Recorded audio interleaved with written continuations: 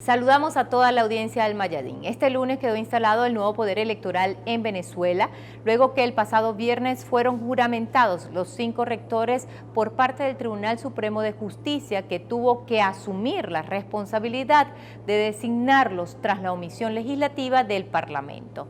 Es necesario explicar varios puntos para contextualizar esta situación. El primero de ellos es que el nombramiento del Consejo Nacional Electoral es parte de un acuerdo político y no jurídico, es decir, todavía no estaban vencidos los tiempos de los rectores salientes, pero es el resultado de los acuerdos del sector de la oposición no radical que rechaza la invasión, los golpes de Estado y que se distanció de Juan Guaidó, que es la ficha de Estados Unidos en Venezuela, y que desde septiembre ese grupo está sentado en una mesa de diálogo con el gobierno.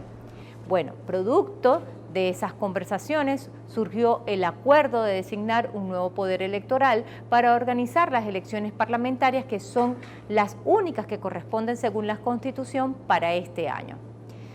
Como les comenté, es el Parlamento la instancia que debió nombrar al nuevo poder electoral.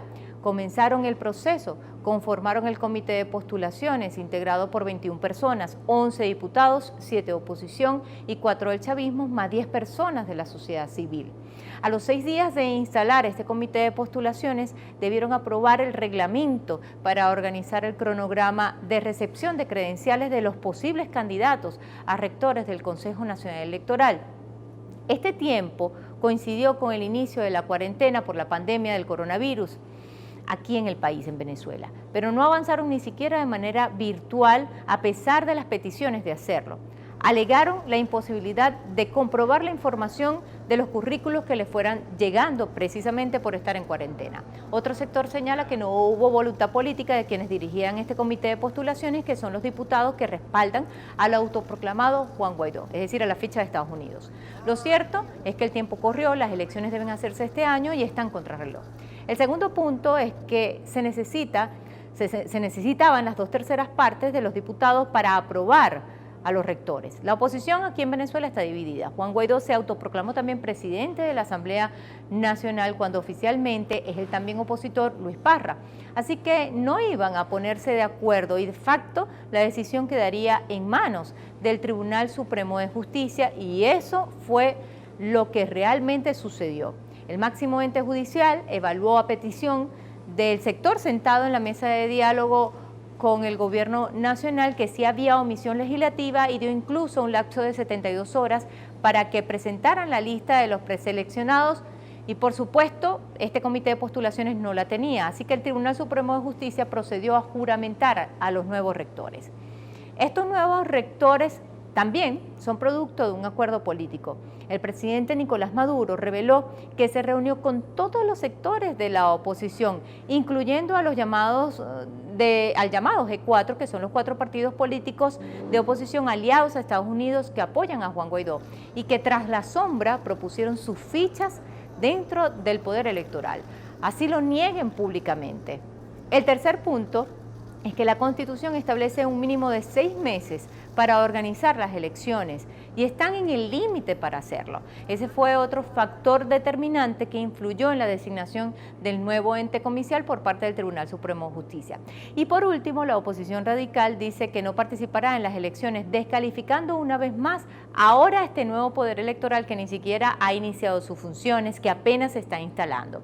El secretario de Estado de Estados Unidos, Mike Pompeo, habla de elecciones fraudulentas y que seguirán apoyando a la Asamblea Nacional, que ya, ese sí, se le vence el periodo, y asomaron incluso la posibilidad de quedarse en el poder como si se tratara de una dictadura parlamentaria. Ellos que hablan que en Venezuela no hay democracia y que el dictador es Nicolás Maduro.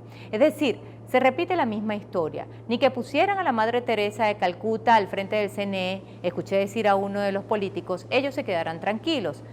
Me refiero a los que han promovido la salida violenta y la muerte, porque su única alternativa son elecciones presidenciales que no corresponden, porque fueron realizadas en el año 2018 y decidieron abstenerse, no participar, precisamente porque no confiaban en los rectores del poder electoral.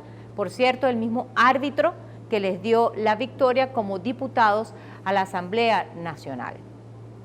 hay que explicar esto. Una cosa es el sistema electoral robusto, blindado, construido con las exigencias de los partidos políticos, sobre todo los opositores, que en cada proceso exigían incluir más y más garantías al sistema, que es automatizado aquí en el país. Y otro tema paralelo es lo político, es la narrativa que han construido alrededor de la figura de los rectores salientes, satanizándolos, vilipendiándolos y generando la percepción de desconfianza. Y van por el mismo camino con este nuevo poder electoral que apenas se está instalando y ya tiene 6 meses para organizar las elecciones parlamentarias de diciembre y ya están, como dije anteriormente, contra reloj. Así está la situación acá en Venezuela. Hay que esperar el anuncio del cronograma electoral. Mientras tanto, por un lado está la oposición radical diciendo desde ya que no participará y que desconfían en este nuevo poder electoral, y por el otro están los sectores de la oposición también empujando a que todo salga bien y armando el camino hacia las elecciones parlamentarias. Desde Caracas, Venezuela, para el Mayadín, Madeline García.